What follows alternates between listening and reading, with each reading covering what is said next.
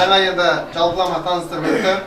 Осы жеңіс күтілдей болашақ келіндеріңіздің Асқарда әкесі, омырауына 10 жігіт отын жасында сол сабырлы қалпынан таймайтын біздің Мұрат деген ағамыз, сіздердің нағыз бел құдаларыңыз осы кісі. Осы қазақта жақсы елдің бойында арыстанның айбаты ер жігіттің қайраты болады десе, сол қос бірдей мінезді қатар алып, ол қыздарын қанатты қақтырмай, тұмсықтыға шоқтырмай, тұманды күнге қалдырмай өсірген осы даналарымыз ер азаматтың бағы Құдайдан болғанмен бабы жұбайдан десе, осы Мәкеңнің бірден бір бағы біздің Раушан жеңгеміз, сіздердің бел құдағиларыңыз. Алдарыңыздан таныстырып өтейін деп жатырмын. Мәке, енді жігіттер келе қойыңыздар. Қызаларымыздың алдына шайына беріңіздер. Өзі кештің мезгілі дәмге қарасын, алдарына дәмін сап беріңіздер. Жолаушыны сусындатпай жатып жөн сұраспа дейді. Біз де келесі Алшақпе. Мынау қазір өз Шымкентте өнерпаздар көп, Шымкентте әншілер көп. Ана дауысын әдемілеп жазып, аппаратқа салып аузын жуырлатып тұра береді. Біз ондай арсыз тірлікке бармайық. Осы қуаныш Мәкеңнің шаңырағында қуаныш болғаннан кейін жанды дауыстан жолдайық деп, осы қос бірдей азамат талдарымызға алдырып отырмыз. Ар шетінде осының артайдан қалған сыңғырлатып сырнайып жанына серік еткен, осы Ресейге барып қазақтың намысын талай жерде қорғап, 1986 жылы Бауыржан Бекахметов ағамыз бен Өтеген ағамыз осы ең алғашқы айтыста балымша деп ән салған кезде бірден сонымен шабыттанып, әкесінің осы шифонердің үстінде тұрған гармонын алып, бірден тартып кеткен осы Сүндет Мірәлиев деген ағамыз. Сол кезде шабытпен сырнайып сол қолмен ұстаған екен, содан басында сулақай болып қалды. Бер шетінде тұрған Мен Қазақпын жобасына барып, осы төрешілердің көз айымына айналған ел бір ән айтқанда екі ән айтып беруін сұраған осы Сәкеңнің туған күйеу баласы Руслан Ақымбеков деген балдарымыз.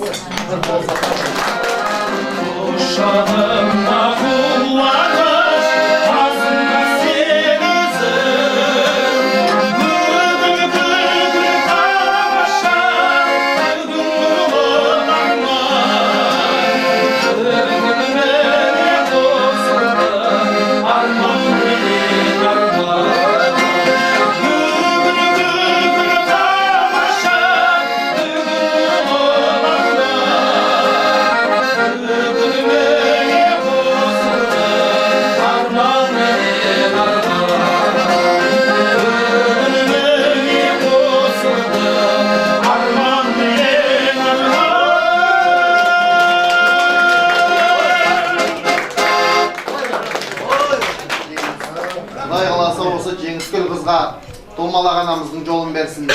Осы Құнанбайды дәрет тіземізбеген Зере анамыздың жолын берсін. Ұлттың анасы, елдің анасына айналған, осы Абайдың аяулы анасы Ұлжан аналарымыздың жолын жалғаған, осы аңыз келін болсын деп тілейміз. Талай жыл қызмет атқарған Киікбай деген ағамыз дүниеден өткен еді, сол кісінің айтар бір әңгімесі бар еді. Ащы судан ішетіні бар екен. Бір күні ащы судан ішіп, тойдан кейін үйіне келсе, таң атпай келіншек айқайлап жатыр дейді. Сен ішкен күні мен ауырам. Түнде түсіме не бір әруақтар елестейді. Түнде түсіме енем кірді, менен қолым бұлғап былай шақырып жатыр десе, мастығы тарқамаған әйелдің сөзін тыңдап отырған Киікбай ағамыз айтқан екен, үлкендер шақырғанда бару керек қой деп. Сол сияқты Мәкең сияқты үлкен ағаларымыз шақырған екен, біз де осы қуанышқа жалғыз келген жоқпыз. Жаңада таныстырып өткен осы қос бірдей ұлдарыңыз, жаңа Сәкеңді айттым ғой, ең алғашқы сол балымшаға қызығып, сол әнді орындап талай додалардың басынан көрінген. Сол балымшаны сіздердің құрметтеріңізге орындап берейік.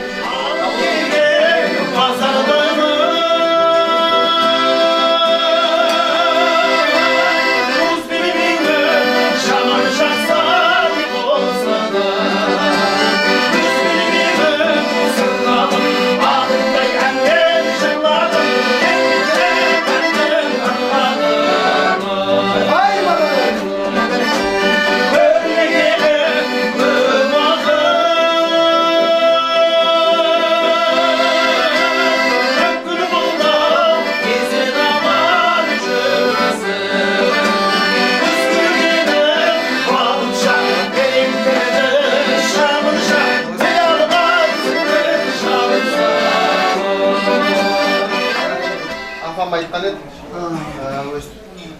шыңғырып тұрып ән шырқап жатқанда шалдан қалған азғандай миым бар еді, қағып алдыңдар ғой деп. Сол сияқты болмасын деп осы Руслан деген жігітті алдарыңызға алдырып отырмын. Осы біздің депутат Али Бектаев деген ағамыз бар. Сол кісінің бір әдемі қызын ұзатып жатқан деді ғой. Сол кезде бір шығарған термесі бар еді. Соны осы Руслан ұлдарыңыз орындап берсеңіздер. Қабыл алыңыз.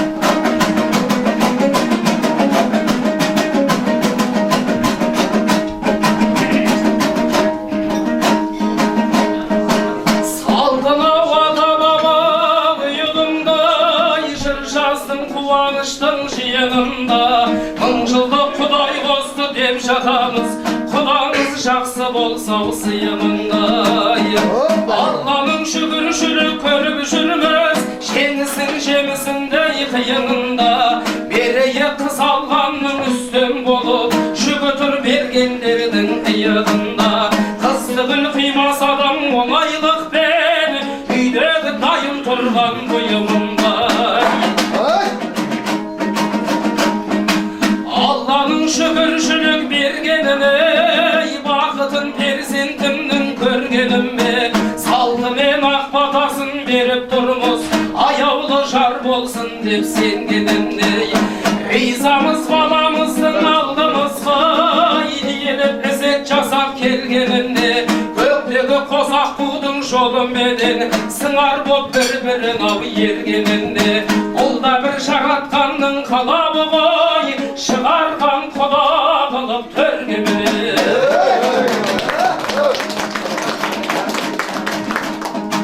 Қолымыздан келген шеу тәлім бердік, табиғат іліп алар сәнін бердік.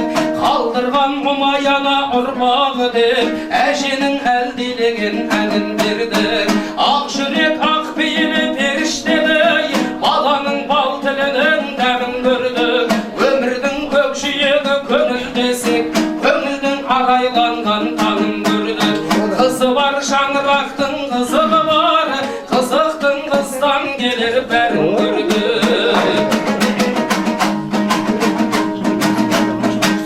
Ой жетіп сезінгесін сезімденді, сенің де тұрмыс құрар кезің келді.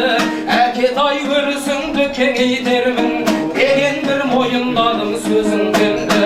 Ақ құсым жарыңды ойлағандай, жүрегім толқып қатты езілгенді. Құт түлеп аттандырдық бір Алладан, болашақ ақ жолына өзіңденді. Алдағы өміріңнен үміт күтіп, анаңда біраз түндер көз ілмеді. Көбейтіп пейілдегі жүзді маңғай, жақсылар келіп отыр бізге мұнда. Алдыңнан жарылғасын балапаным, қалдырма бұл жалғандай бізді мұңға. Әкеңнің айтатұғын бір ақылы, бабалар салып келген бізді бұзға. Аяла ат-енеңді жарыңды күт, еліңнен ешқашандай жүзді бұзба.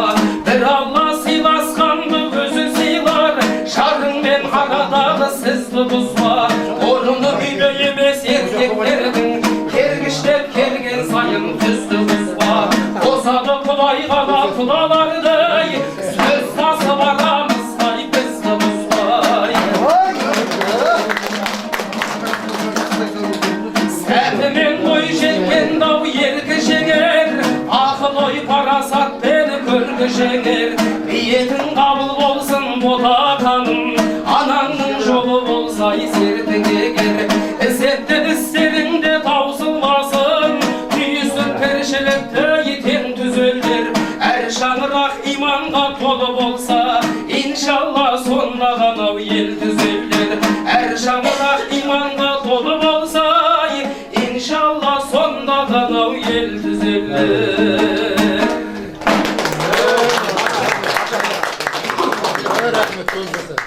Шырыс бойласын, бақыт топ барсын, сол әулетті бақытты қылсын деп тілейміз. Қазақ осы бақ берсең ибалық бер, келін берсең инабаттық бер, дәулет берсең сайғылық бер, келін берсең жайғылық бер, ұрпақ берсең өрісті, келін берсең келістік бер деп тілесе, сіздер де сол бір әдемі тегін. Осы екі жастың өмірлері арқырасын, көңілдері сарқырасын, осы құдағи тағып жатқан сырға Несіпкүл қыздың құлағында 100 жасқа дейін жарқырасын.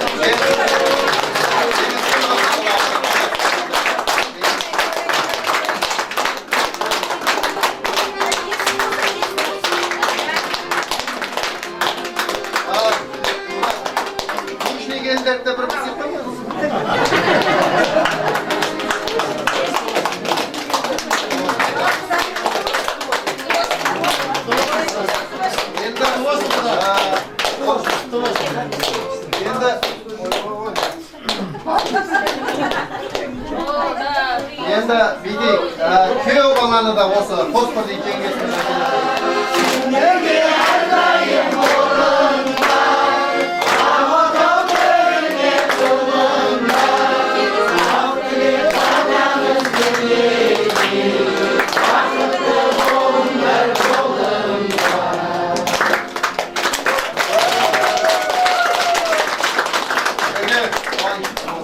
Енді сізді сыйлап, ата-анаңыз сыйлап, осы құдалардың бәрі сіздің қуанышыңызға ортақтасып келіп отыр. Енді сіз де сол тек жерден шыққан азаматсыз. Біздің әулеттің әрқайсысын қолына алмасаңыз да, қолыңызды жүрек тұсыңызға қойып, ассалаумағалейкум деп бір амандасып қойыңыз. Ассалаумағалейкум.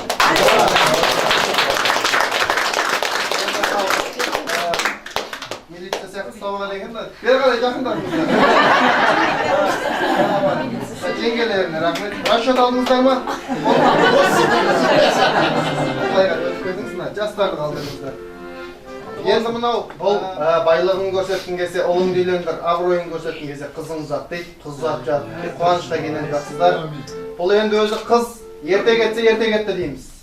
Сәл кешіңгірек баса отырып қалды дейміз. Бірақ әдемі қуаныш болып жатыр. Мынау оның үстіне сәл алыстау жерге ұзатып жатсыздар.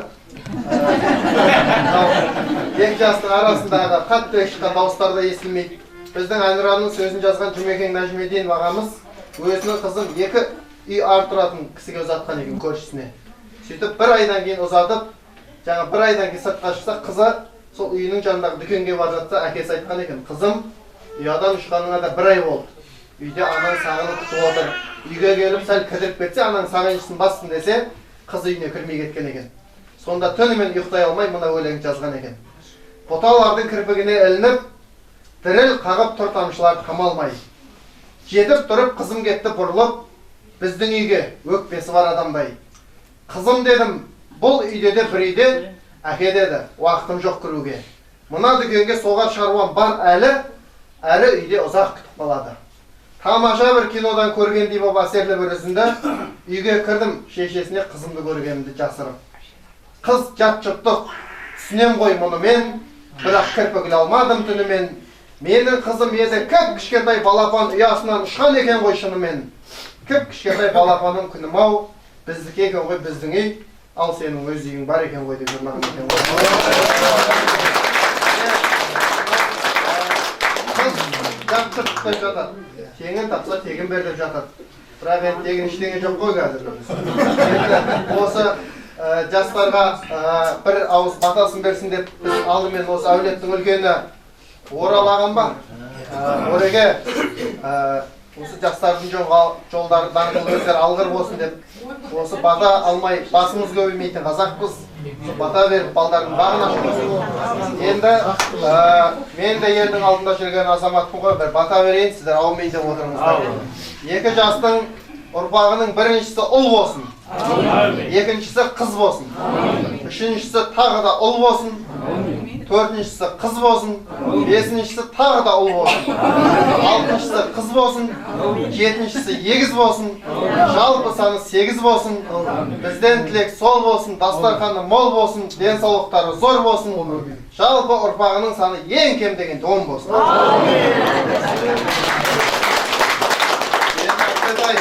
Осы қызыңыздың бақытты болатынына енді сене берсеңіз болады. Өйткені құдағиыңызды көріп отырсыз. Қысқа сөйлейді екен. Ана тойда жарты сағат сөйлейтін қатындардан қорқу керек. Олар ұрысқанда 1,5 сағат ұрысып. Осыны айтамыз. Осы әулеттің өсуі өнімнен, әулеттің өсуі келіннен дейді. Келі құтты болсын Нұреке. Осы атаның мұрагер ол дейді, ананың мұрагер, бірақ қыз емес келін екен. Осы жаңа өсіп көне болады, келін өсіп ене болады дейді, сол Құдай қаласа.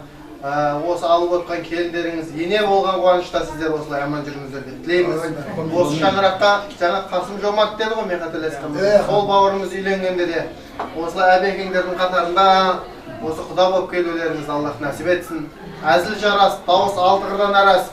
Осы екі жастан тараған ұрпақ, құда саған емес, маған ұқсайды. Жоқ құдағи, маған ұқсайды деп бір-бірлеріңізге талас жүре беріңіздер. Енді Мәкең мен Нұрекеңнің тұрысына қарасам, Айдар аға бір-бірін 20 жыл көрмеген класстастарым дұрыс сияқты. Біздің қазақта өзі құдалар көз қағыс, құдағылар бет сүйісіп қояды.